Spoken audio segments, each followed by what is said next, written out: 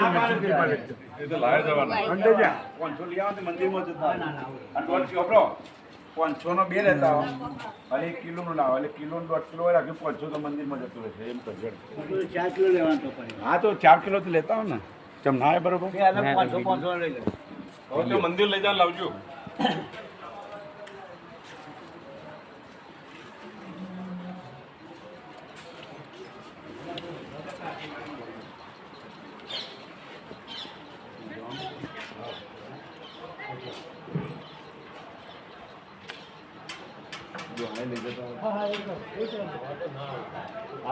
આપણને જે